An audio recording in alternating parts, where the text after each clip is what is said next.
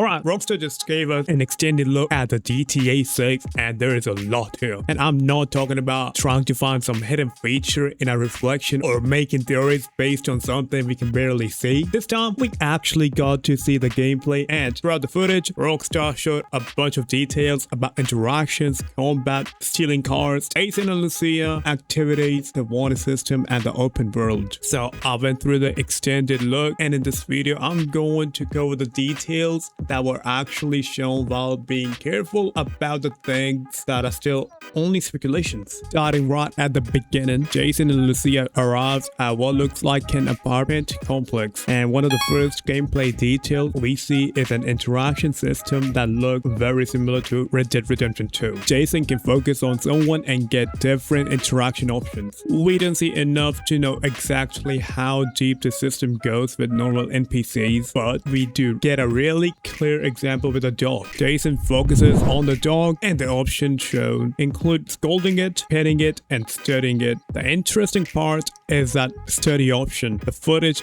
doesn't explain exactly what studying the dog does, so if I have to guess, maybe study about the breed or something, but the basic focus and interact system is clearly visible, and it immediately feels familiar if you have played Red Dead Redemption 2. As Jason and Lucia continue through the building, there is also a really smooth transition from normal third-person camera into a cinematic scene. Then things go wrong and we get our first proper look at combat. The cover system is back. We see the characters taking cover against walls during the shootout. There is also a moment where someone goes through a wall. Now, I've already seen how easy it would be to look at something like that and immediately say destructible environment confirmed, but we don't know that. The observation itself points out that it's unclear how much control the player actually has over destruction. But for now, all we can safely say is that the scene contains that environmental destruction. Something we can actually see though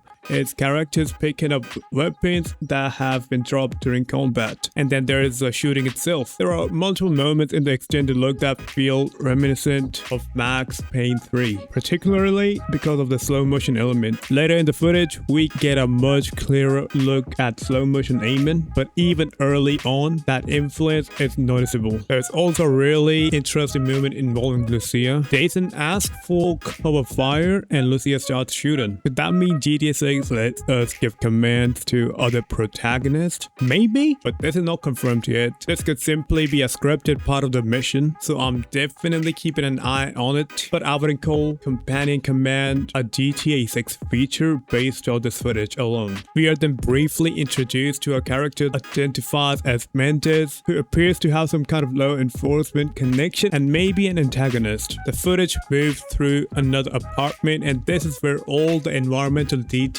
really stand out. There's a huge amount of stuff packed into the interior. The lighting looks impressive, and eventually the characters escape through a window before the larger GTA 6 preview begins. And let's talk about the escape, because that was similar to one of the trailers we saw. Alright, then we get one of the details I think GTA players are going to appreciate. Breaking into cars has options we saw in the leaks, but during this footage we see an option involving a tool to open a vehicle and another option to simply smash the window. So the footage itself is showing more than one way of getting inside a locked car. And considering the name of the game is literally Grand Theft Auto, it's nice to see Rockstar putting some additional detail into the actual process of stealing one. We also get a look at the menus. There's a weapon wheel, but there's also an item wheel. Within the item system, we can see different things including body armor, health related items or tonics. And there's another small hood detail that caught my attention. At the top we can see what appears to be a bank value and the wallet value, though leaked but now confirmed. Next we got a much better look at Jason and Lucia's apartment in Vice City. I would say that's Lucia's apartment more like, and this isn't just an interior that you walk through. There are actual interaction around the apartment. The television can be turned on, and GTA's fictional TV shows and ridiculous advertisements are back. One of the examples shown is a burger advertisement, which is actually a knockoff of Arby's. I'm sorry I did say McDonald's when I was like reacting to it, but that's what I thought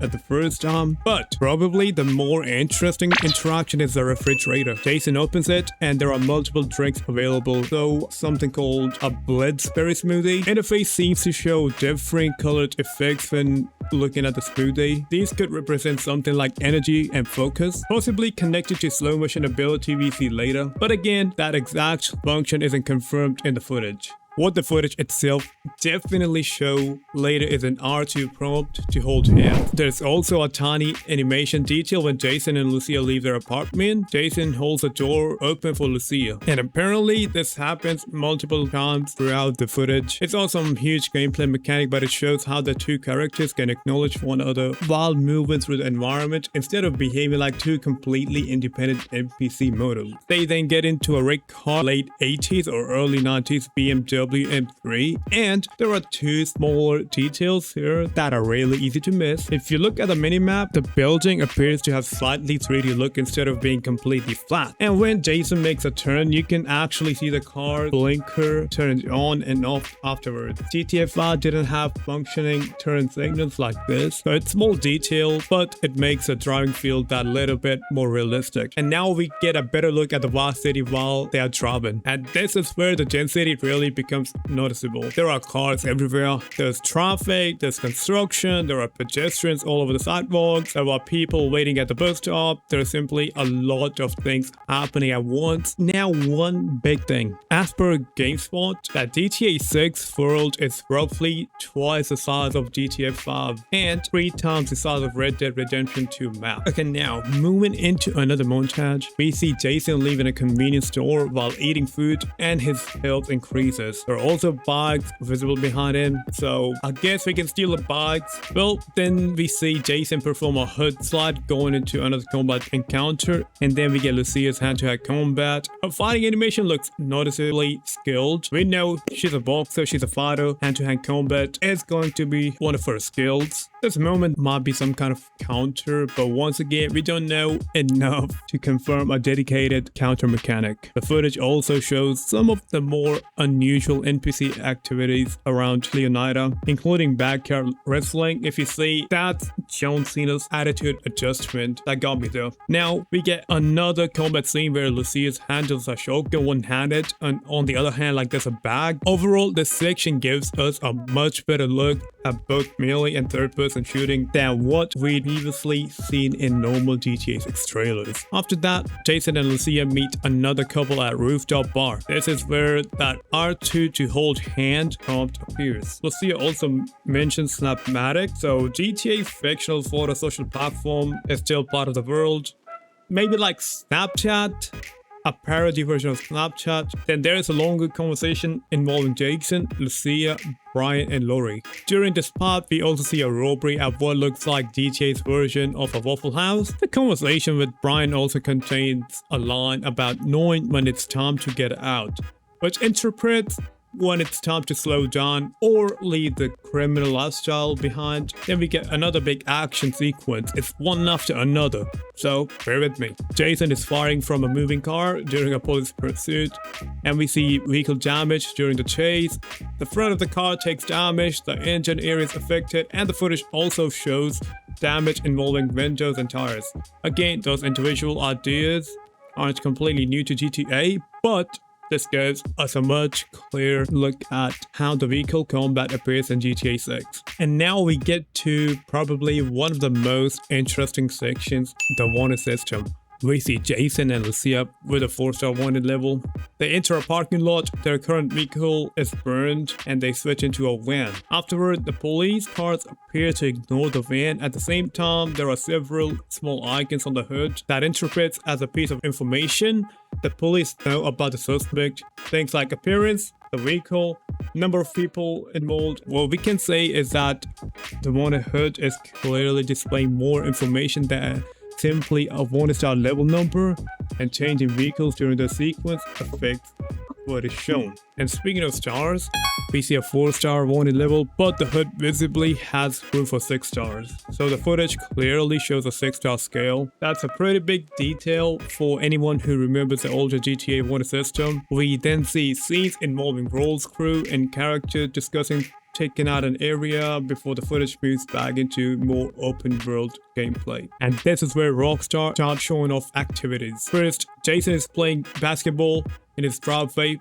first league from that dude. Then there's an underwater scene with scuba gear, and after that we see Lucia working out. There are controller inputs visible during the exercise, which makes it clear that this isn't simply a passive cutscene. And after that we also get more beach footage, and once again the amount of NPCs noticeable.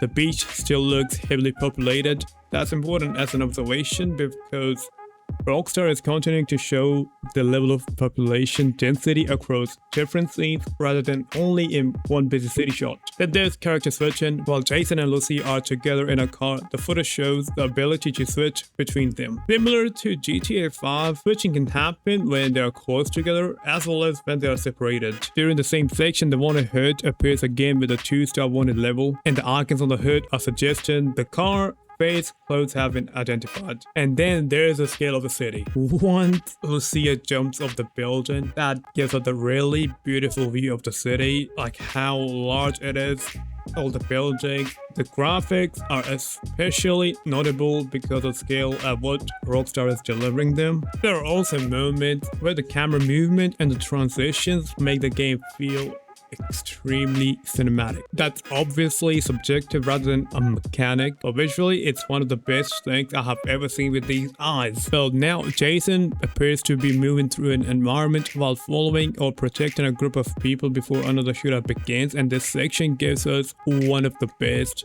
looks at the shooting. We see co-op, we see aiming, and importantly, we see slow motion. During the slow motion aiming, the interface appears to allow more precise targeting, including the ability to target an enemy's weapon or disarm them. So the slow motion shooting isn't just something we imagine, the footage actually shows the precision targeting behavior. Then right near the end, Rockstar shows more activity. We can see street racing, we can see nitrous being used, and the racing looks extremely polished. And finally, we get one of the biggest technical detail at the end of the entire presentation. The footage says captured on PS5.